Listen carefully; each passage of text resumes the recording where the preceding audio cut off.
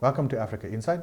In this week's video, we discuss the Africa Forward Summit, also known as the France-Africa Summit, which was held on May 11 to 12.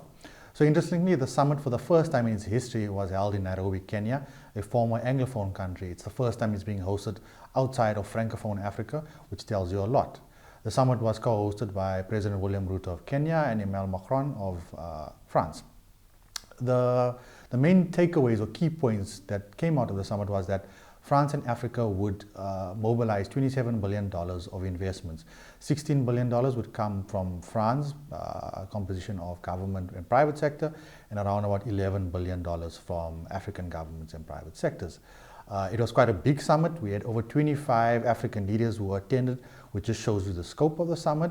Some of the interesting characters that were present were Abiy Ahmed from Ethiopia, Sirsi from Egypt, Samia Hassan from Tanzania, Kagame from Rwanda, Tshisekedi from the DRC. Southern Africa was represented by Duma from Botswana, Mnangagwa from Zimbabwe, and we had a few others from West Africa. Interestingly enough, South Africa did not send any representation, though we had several major South African companies attending.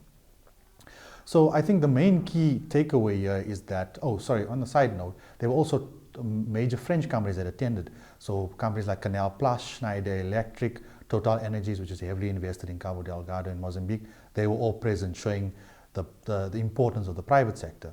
And on that, I think our key takeaway and something that we've been monitoring here at Oxford is that development going forward on the continent will not be just purely aid dependency, which is what France and Ruto have been saying, that they want to move away from this model. And we saw by the cut of the US aid last year and the way in aid is being utilized is that we are now looking at how private partnerships and governments can work together to develop. So it's not just what Africa can take, it's what Africa can give and work together.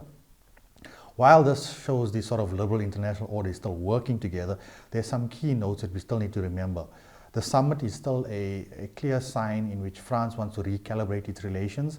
It was always known as a colonial power, which never had very good interest on the continent, and this summit is a way in which it sort of tries to rehabilitate its image. And then broadly speaking, while African countries will still benefit from these summits and these deals, you still need to manage your external partnerships and your relationships with France, because at the end of the day, there is still some sort of realist value in which a country wants something from the other. So it will be up to African countries. And as Ruto said, it's neither east nor west facing. You still need to find a way in which you can balance your relations. I think let's leave it at that. Thank you for joining Africa Insight this week. If you'd like more information on our products or services, please visit our website or socials.